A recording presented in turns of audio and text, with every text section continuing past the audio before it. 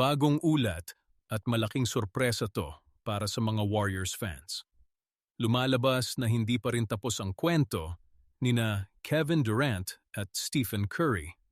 Meron na namang balita na posibleng magkasama sila ulit sa Golden State.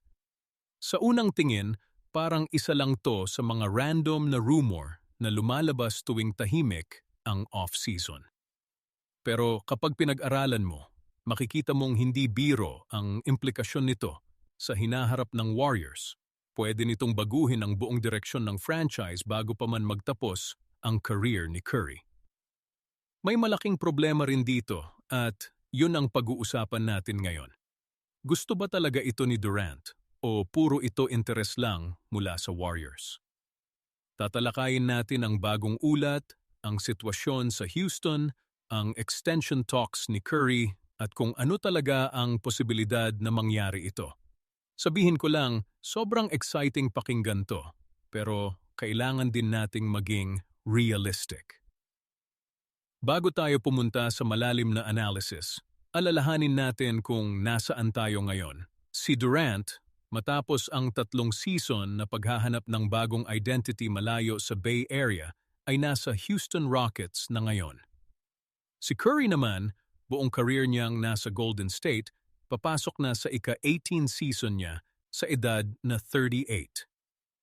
Malaking tanong, pagkatapos ng lahat ng nangyari, ang block trade noong 2025, ang paglipat sa Rockets, bakit bumabalik ulit ang usapan tungkol sa posibleng reunion?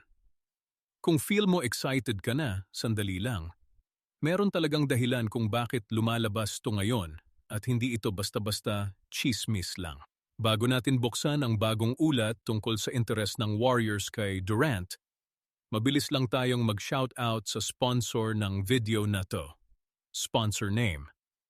Kung sundan mo ang mga roster move at trade rumors gaya nito, alam mo na kailangan mo ng maaasahang datos. Hindi lang basta hula, gamit ang code na code, makukuha mo ang offer. May bonus din tayo mamaya. Isang listahan ng mga senaryo kung paano talaga mangyayari ang posibleng reunion na to, kaya manatili lang kayo. Ngayon, balik na tayo sa pinakamalaking parte ng balita. Narito ang bagong report. Sinabi ng isang NBA insider na hindi pa tuluyang bumitaw ang Golden State sa ideya ng muling pagsasama nina Curry at Durant.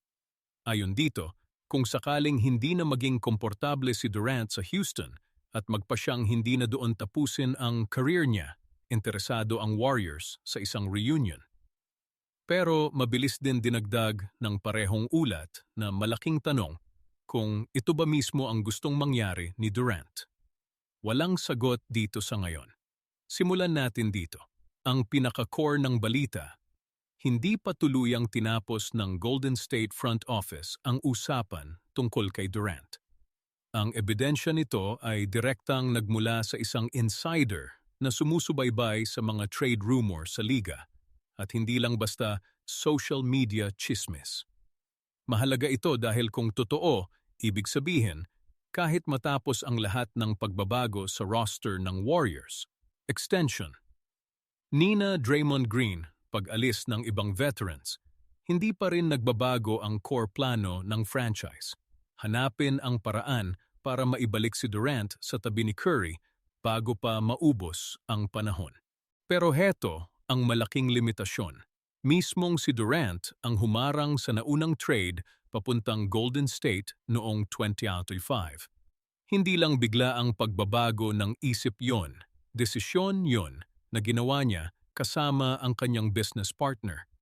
Kung tinanggihan niya na ito noon, bakit inaasahan nating iba na ang mangyayari ngayon? Sa ibang sitwasyon, pwede itong basta sarhan na lang ang kwento. Pero para sa team na ito, may bagong konteksto.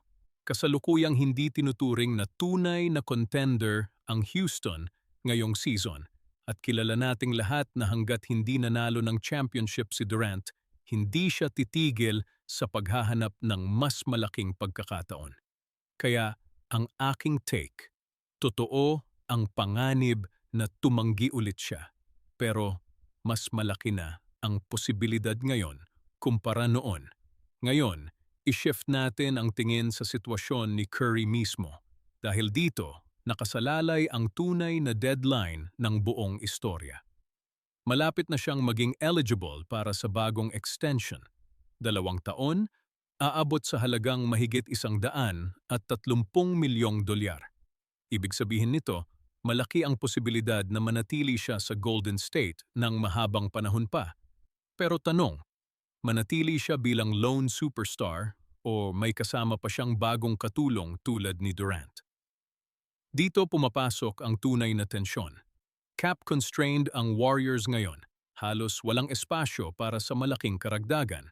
Kaya naman may mga ulat na tinatawag itong isang gap year.